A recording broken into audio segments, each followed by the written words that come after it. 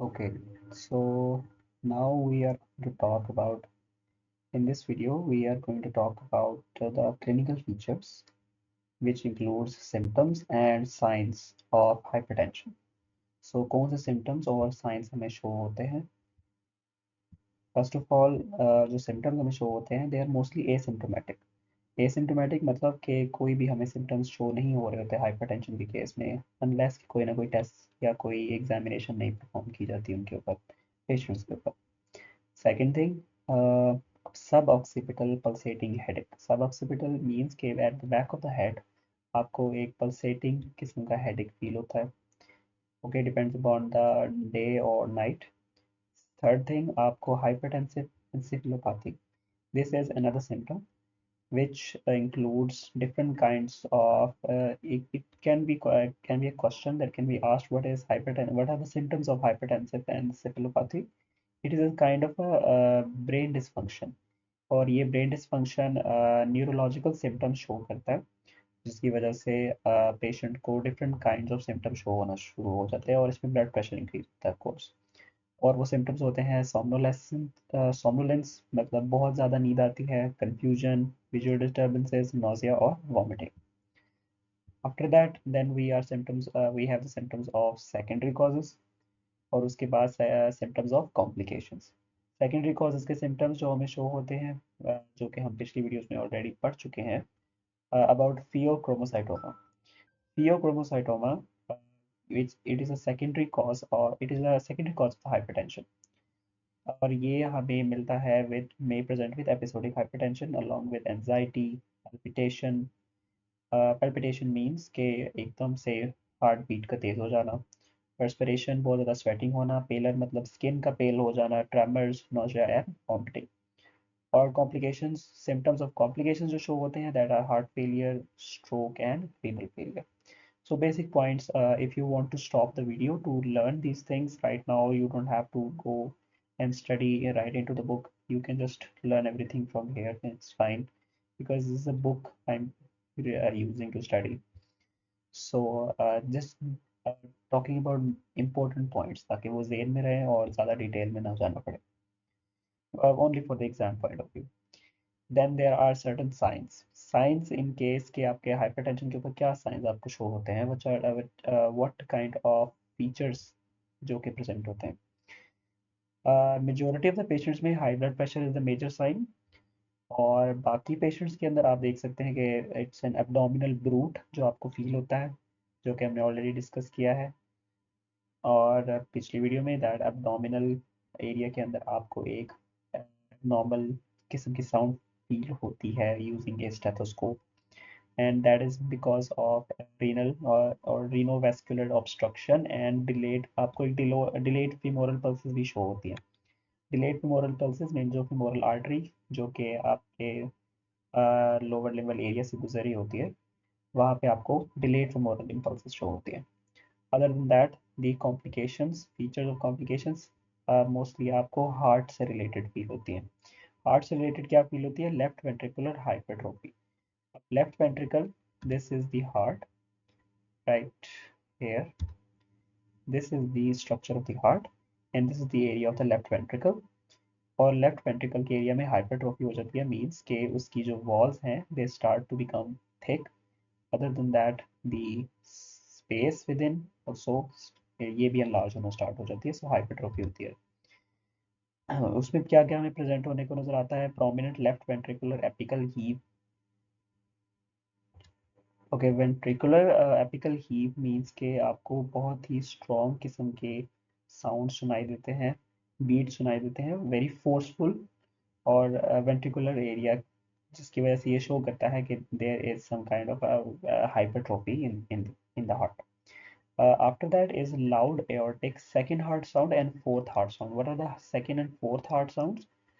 Now the heart sounds are actually के indicate show करते हैं कि जब सिस्टोलिक और डायस्टोलिक इस जो कि फेजेस जब एक हार्ट साइकिल के अंदर स्टार्ट होते हैं, तो सिस्टोलिक फेज से पहले S1 फेज S1 होता है which is the heart sound, and systolic phase के बाद S2 आपको सुनाई देता है विच इज डायस्टोलिक, और उसके बाद डायस्टोलिक फेज स्टार्ट होता है. If I show you a visual representation of this, The visual representation is like here. This is the S4 beat. This is the S1 beat. Then there's the systole phase. This phase is the systole phase, and after that, this is the S2, and this is the diastole phase. So this is how the entire structure is presented. Now in S4 phase is an abnormal phase जो कि आपको बिल्कुल एक abnormal तरीके से आपको सुनाई देता है. Okay, so that is called a fourth heart sound. Okay, and this is the second heart sound is very loud and aortic, and fourth heart sound आपको भी साथ में सुनाई देती है, which present के it is a left ventricular hypertrophy case. So it is a kind of complication in hypertension. Okay, so these are the signs and the symptoms जो कि आपको याद रखने की जरूरत है. After that we will talk about the complications of hypertension. Hypertension में किस किस्म के complications आते हैं? The main are the four kind के आप four areas के अंदर आपके पास complications होते हैं. एक तो सेंट्रल नर्वस सिस्टम पे, रेटिना के ऊपर, हार्ट के ऊपर और किडनीज के ऊपर. सेंट्रल नर्वस सिस्टम के ऊपर आप क्या कॉम्प्लिकेशन शो होते हैं कि जब हाइपरटेंशन केस फर्स्ट हो जाता है तो स्ट्रोक होने के चांसेस हैं पेशेंट के अंदर, मतलब कि इन्फाक्शन हो जाता है, और सेरिब्रल हेमरेज, स्ट्रोक जिसे आप फालज कहते हैं आम लफ्ज़ों में. हाइपरटेंसिव एंसेफेलोपैथी हो सकती है. हाइपरटेंसिव एंसेफेलोपैथी हम ऑलरेडी स्टडी कर चुके हैं. सेवियर हाइपरटेंशन केस है. ब्रेन डिसफंक्शन, इसमें न्यूरोलॉजिकल सिम्टम शो होते हैं, और इसमें स्पीच और विजन का इशू, फिट्स, दौरे भी पड़ सकते हैं और अनकॉन्शियसनेस भी फील हो सकती है. आफ्टर दैट सब एरेक्नॉइड हेमरेज. सब एरेक्नॉइड हेमरेज मीन्स के जो एरेक्नॉइड मेम्ब्रेन है और जो ब्रेन है उनके दरमियान जो स्पेस होती है वहाँ पे ब्लीडिंग स्टार्ट हो जाती है. उसको आप सब एरेक्नॉइड हेमरेज कहते हैं. बिकॉज ऑफ हाइपरटेंसिव पेशेंट्स के अंदर ये केस होता है. Then the fourth thing is multi infarct dementia. Infarct means stroke, multi means एक से ज़्यादा, small strokes, dementia means loss of memory. तो एक से ज़्यादा स्मॉल स्ट्रोक्स जब ब्रेन के अंदर फील होना स्टार्ट होते हैं, स्मॉल किस्म के छोटे छोटे स्ट्रोक के अटैक्स होते हैं और इसकी वजह से लॉस ऑफ मेमोरी और further brain dysfunction problems cause करती हैं. उसके बाद है रेटिना के अंदर क्या चेंजेस आते हैं. So there are four grade जिसकी बेसिस हम कहते हैं कि रेटिना के ऊपर ये चेंजेस आते हैं. ग्रेड 1, ग्रेड 2, ग्रेड 3 और ग्रेड 4. सो ग्रेड 1 के ऊपर क्या फील होता है कि retina which is the I part, I of your body. So retina के ऊपर आपके पास रेटिनल आर्टरीज होती हैं जिसके ऊपर आपको एक टॉर्चुसिटी फील होती है. टॉर्चुसिटी मीन्स कि बहुत ज़्यादा ट्विस्ट होना शुरू हो जाती है. जो रेटिनल आर्टरीज होती हैं उनमें बेंड ज़्यादा स्टार्ट होना शुरू हो जाता है. So that is a grade 1. Grade 2 के अंदर ग्रेड 1 के साथ साथ आपको ये भी नज़र आता है कि जो रेटिनल आर्टरीज हैं जिनके अंदर बेंड और ट्विस्ट आ रहा है वो आहिस्ता आहिस्ता रेटिनल वेन के ऊपर भी पास करना शुरू कर देती है, मतलब वो रेटिनल वेन के ऊपर से गुजरना शुरू कर देती है. सो उसकी वजह से एक arteriovenous nipping appearance show होने लग जाती है रेटिनल एरिया के ऊपर. ग्रेड 3 के अंदर हम देखते हैं तो ग्रेड 2 के साथ साथ फ्लेम शेप्ड हेमरेजेस शो होते हैं, और ग्रेड 4 के अंदर आपको ग्रेड 3 के साथ पेपिलिडीमा शो होता है. What is papilledema? Papilledema is a blurring of the margins of the optic disc. For example, if I show you the example of retina, this is the example. Now you see this is the normal case and this is the papilledema case. In normal case के अंदर आप देख सकते हैं कि sharp margins हैं, margins are very clear. But here papilledema के case के अंदर आपको optic disc, इसको optic disc कहते हैं इस एरिया को, यहाँ पे आपको बहुत ज़्यादा ब्लड एरिया नज़र आएगा, और अदर देन दैट ये आपको आर्टरीज में ट्विस्ट ज़्यादा नज़र आ रहा है. दीज आर्टरीज इनमें इतना ट्विस्ट नहीं है. As you can see this is the difference. So this the retinal changes. Heart. Okay, third thing जिसके अंदर हार्ट के अंदर क्या कॉम्प्लिकेशंस होती हैं. लेफ्ट वेंट्रिकुलर हाइपरट्रोफी जो कि हम ऑलरेडी पढ़ चुके हैं, और लीडिंग टू अल्टीमेट फेलियर. उसके अलावा ischaemic heart disease. Ischaemic heart disease means के जो कोरोनरी आर्टरी है हार्ट के अंदर जो कि हार्ट के मसल को ब्लड सप्लाई करती है वो नैरो हो जाती है.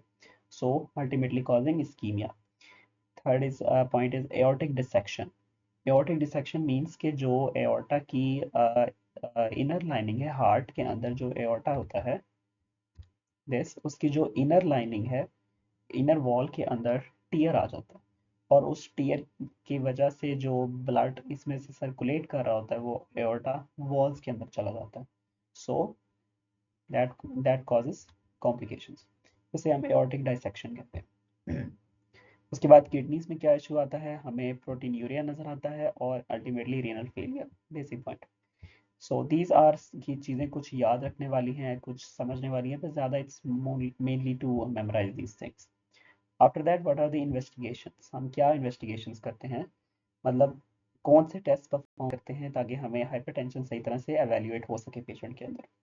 First of all urine analysis, ये हमें एक टेस्ट करना पड़ता है यूरिन एनालिसिस का, ताकि प्रोटीन यूरिया के केस या हीमाटूरिया के केस या कास का पता चल सके। हेमाटोक्रिट मतलब blood test to detect polycythaemia, means increase level of the blood cells. और सीरम यूरिया और क्रिएटिनिन का लेवल मतलब रीनल फेलियर से रिलेटेड। और सीरम पोटेशियम का टेस्ट ताकि हमें पता चल सके, क्योंकि अगर सीरम पोटेशियम का लेवल लो होगा so that is a typical case of hyperaldosteronism, जो कि हम ऑलरेडी पढ़ के आए हैं। सो इसलिए हम सीरम पोटेशियम का टेस्ट करते हैं। देन फास्टिंग ब्लड शुगर का टेस्ट, क्योंकि ये हमें हाइपरग्लाइसीमिया की तरफ हाइपरग्लाइसीमिया को डिटेक्ट कर सकता है, विच इज़ एक्चुअली केस के हमें ये पता लग सके this is an arteriosclerotic case. Lipid profile का टेस्ट से भी हमें पता चलता है this can be an atherosclerosis case. Serum uric acid का टेस्ट, एंड फाइनली ईसीजी करवाई जा सकती है, इलेक्ट्रोकार्डियोग्राम, वही चेक करने के लिए कि लेफ्ट वेंट्रिकुलर हाइपरट्रोफी का केस तो नहीं है। आफ्टर दैट अदर इन्वेस्टिगेशंस करवाई जा सकती हैं, चेस्ट एक्सरे या फिर इकोकार्डियोग्राफी भी करवाई जा सकती है। चेस्ट एक्सरे के लिए कार्डियोमेगाली मींस कि हार्ट का साइज बढ़ तो नहीं गया, और इको करवाने के लिए या कहीं के कोई बहुत ही ज़्यादा क्लिनिकल साइंस तो नहीं शो कर रहा किसी कार्डियक डिजीज के।